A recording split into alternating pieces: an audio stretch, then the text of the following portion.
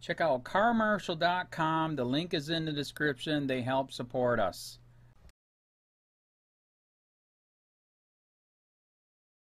As Hollywood and politicians get spotlight, why has police sexual abuse escaped #MeToo movement? Why is it that in spite of rampant sexual misconduct among police officers, this group has managed to escape the spotlight? Fear and Intimidation. By Matt Agarist, December 25, 2017. As Hollywood sex abuse continues to be exposed, victims and their families are finally starting to see the potential for justice and closure they have long deserved. However, as the Weinsteins and the Spaceys watch their careers burn over the allegations of sexual misconduct, the media and essentially everyone else remains conveniently silent on the horrifying reality that is sexual misconduct by police. It's happening probably in every law enforcement agency across the country.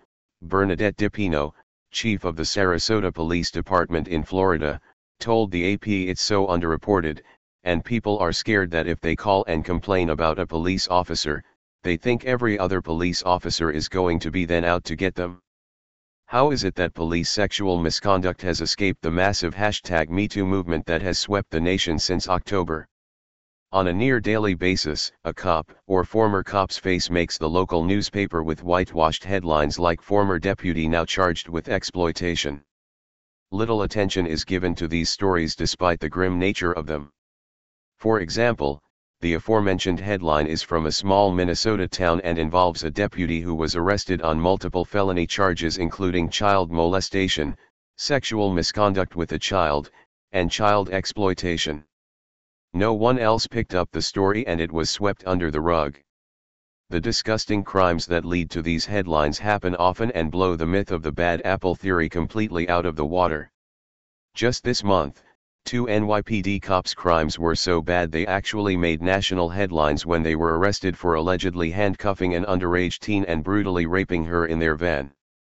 As TFTP reported, officers who were allegedly acting on behalf of the rapist cops entered the rape victim's hospital room and threatened her if she came forward with her accusations. While the NYPD case garnered much-needed attention, others go completely unnoticed. Cops sexually abusing children, women, and men is common and is a major problem. Advertisement. Read more. Daughter of man killed by police courageously leads protests in Staten Island. In 2014, TFTP put out a shocking report that highlighted 40 cops who were convicted or charged with spousal abuse, child rape, or other types of sex crimes just 30 days. In spite of the rampant abuse, police sexual misconduct still manages to escape the spotlight. According to a recent report by Brinkwire, the reason is fairly simple: fear and intimidation. The victims have reason to be frightened and, at the very least, to doubt investigators will take them seriously. In many cases they are trafficked girls, women of color, prostitutes, undocumented workers or just poor.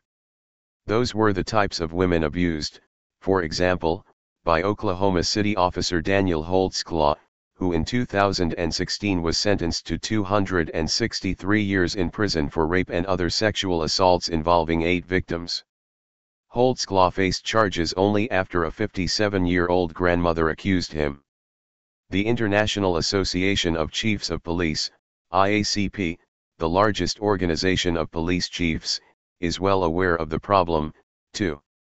In 2011, a national working group it had convened published an executive guide for police chiefs, which read, "Law enforcement agencies and executives have a duty to prevent sexual victimization, to ensure it is not perpetrated by their officers, and to take every step possible to ensure the safety and dignity of everyone in the community." While independent researchers began tracking how many people are killed by cops every year, no one was tracking how many crimes were committed by cops. However, that is beginning to change, and the data shows that the problem is staggering. Last year, a study exposed the startling fact that police officers are arrested about 1,100 times a year, or roughly 3 officers charged every day. Many of these arrests are over unspeakable sex crimes. Police crimes are not uncommon, the study's lead researcher Philip M. Stinson concluded. Our data directly contradicts some of the prevailing assumptions and the proposition that only a small group of rotten apples perpetrate the vast majority of police crime.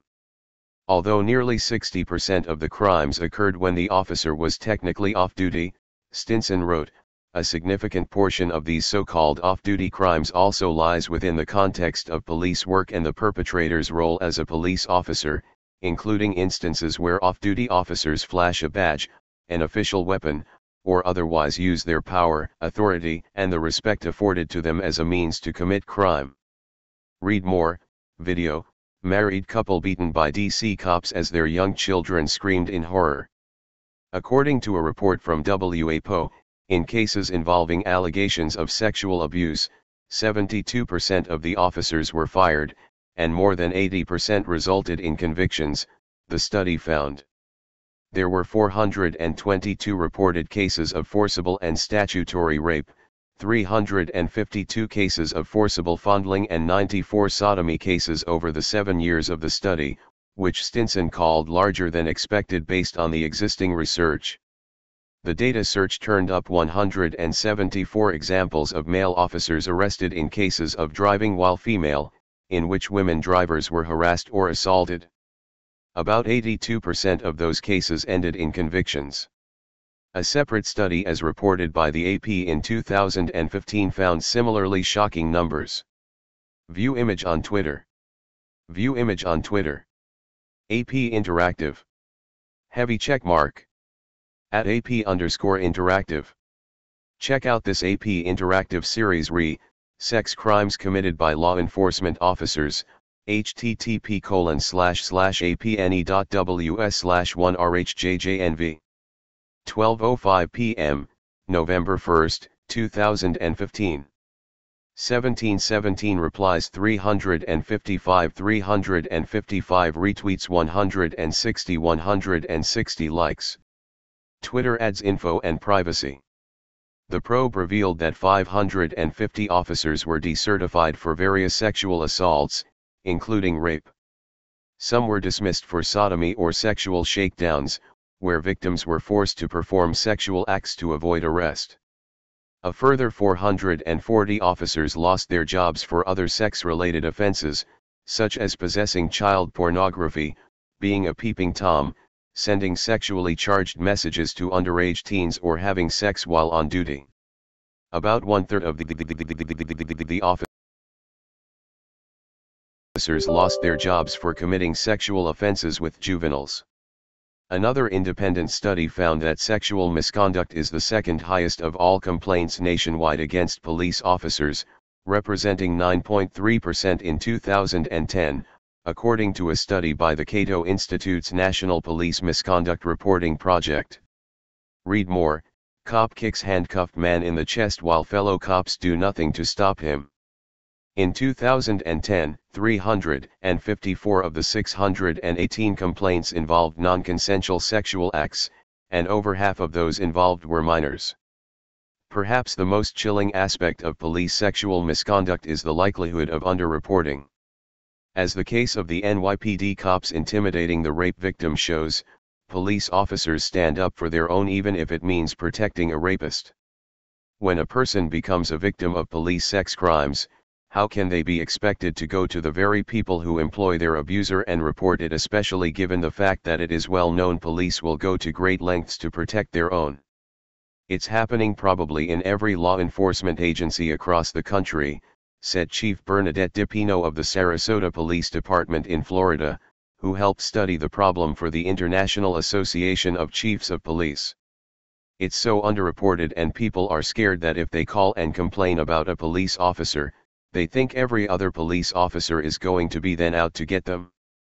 While it is certainly newsworthy to expose Hollywood pedophiles and sex abusers for preying on vulnerable actors and actresses, the level at which police sexual misconduct is ignored by the media is shameful. Has the worship of the police state gotten so prevalent that it is considered taboo to mention the staggering rate at which police commit sex crimes? We hope not.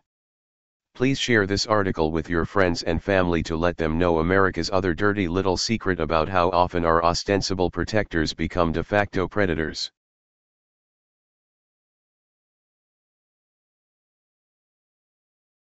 County. This is Charlotte County COPWATCH, and I wanted to explain what fair use is. You can use pieces of news articles if you're doing it for news reporting, you have commentary, and you're doing it for education purposes. So that's what fair use is, as you can see right here. Another reason why I wanted to make this video is to let you know I have just joined with Patreon. A nice thing with Patreon, I make no money on YouTube. They took the money away years ago, and so this is another way to give, and it's a nice thing too because you can give monthly. You can give $1, $5, $10, whatever. I do 4 to 5 hours a day on trying to wake the sheeple up on how corrupt it is and different ways that you can fight the corruption. So Patreon is a way that you can do it, and then of course the old way is still there. Donate to Charlotte County COPWATCH with PayPal or credit card. So keep that in mind. 4 to 5 hours a day. I make no money, but the corruption happened to me and I'm sick of it, so I'm trying to wake people up. But my wife would love it if if we could get some help out there. There's 47,000 subscribers. Just think if each one of you subscribers just gave let's say actually yes, $1 a month. 47,000 subscribers gave $1 a month. That would be awesome. That's not going to happen. But anyways, that would be great if it did happen. But do the math in your head. Just think about it. Like I said, 4 to 5 hours a day. I get no money from YouTube. YouTube has gone nuts. You can't do anything anymore. They're taking the money away everywhere. So these are a couple different ways that you can still help out with all this time that I put in. And as you know, I'm in a special situation where, at least I can do it. 4 to 5 hours a day. We have a cleaning company during the day. That's what allows me to do this, and we're debt free. So this is my hobby. I don't go fishing and all that other crap. I try to save the world. So help me out to make the wife happy, man. In fact, if you guys did give $1 a day, and there was 47,000 of you, and you did it, and each of you gave $1, and that was every month, oh my God, yes, I could quit. I could start suing them. Another idea too that we have is if I got some funds, we could actually contact everyone that has been ticketed and or arrested and put in jail and start sending them postcards to let them know we're here, and to see if everything went all right, and if it didn't, find out their story. So we could even do more investigations and more lawsuits. Lawsuits take money. So just think about that. 47,000 of you so far right now. $1 a day. $1 a month on Patreon, or $5 a month Patreon, 10, 20, whatever. Just do the math in your head. Help out. This is a lot of work every single day. Thanks.